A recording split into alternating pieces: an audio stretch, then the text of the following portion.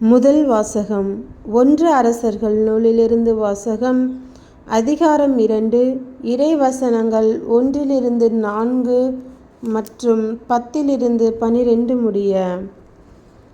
தாவீதின் இறுதி நாட்கள் நெருங்கினபோது அவர் தம் மகன் சாலமோனுக்கு பணிந்து கூறியது இதுவே: அனைத்துலகும் போகும் வழியே நானும் போகிறேன். நீ நெஞ்சுறுதியும் வீரமும் கொண்டவனாயிரு. உன் கடவுளாகிய ஆண்டவரின் ஆணைகளை கடைப்பிடி.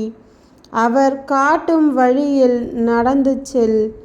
மோசேயின் சட்ட நூலில் எழுதப்பட்டுள்ள கடவுளுடைய நியமங்கள், விதிமுறைகள், நீதி சட்டங்கள், ஒழுங்குமுறைகள் ஆகியவற்றை கடைப்பிடி.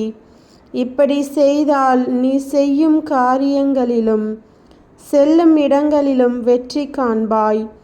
ஏனெனில் ஆண்டவர் என்னை நோக்கி, உன் மைந்தர்கள் தங்கள் வழிகளை காத்துக்கொண்டு தங்கள் முழு இதயத்தோடும் முழு உள்ளத்தோடும் என் முன்னிலையில் உண்மையுடன் நடப்பார்களானால், இஸ்ரேலின் அரியணையில் அமர்வதற்கேற்ற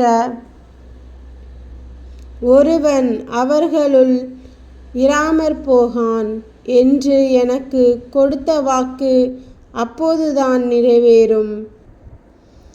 பின்னர் தாவீது தம் மூதாதையருடன் துயில் கொள்ளவே தாவீதின் நகரில் அடக்கம் செய்யப்பட்டார். தாவீது இஸ்ரேலின் மீது ஆட்சி செலுத்திய காலம் 40 ஆண்டுகள். அவர் எபிரோனில் 7 ஆண்டுகளும் எருசலேமில் 33 ஆண்டுகளும் ஆட்சி செலுத்தினார். சாலமோன் தம் தந்தையாம் தாவீதின் அரியணையில் அமர்ந்தார்.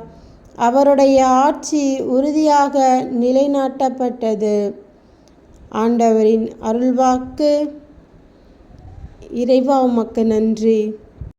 நற்செய்தி வாசகம். புனித மார்க் எழுதிய நற்செய்தியிலிருந்து வாசகம். அதிகாரம் 6. இறைவசனங்கள் 7-13 முடிய.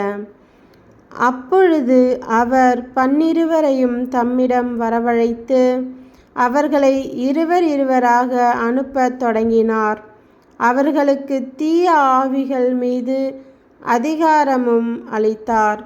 மேலும் பயணத்திற்கு கைத்தடியை தவிர உணவோ பையோ இடைக்கச்சையில் செப்புக்காசோ நீங்கள் எடுத்துக்கொண்டு போக வேண்டாம்.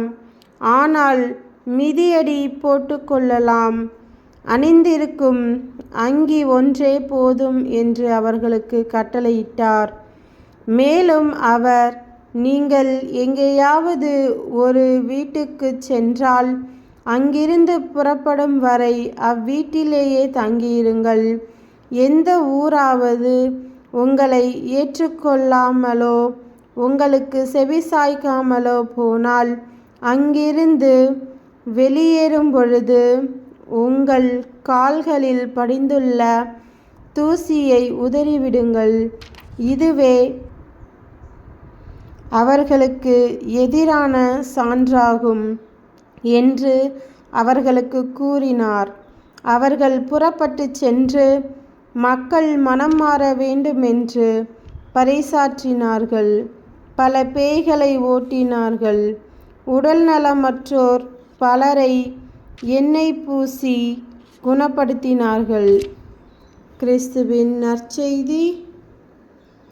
கிறிஸ்துவே, உமக்கு புகழ்.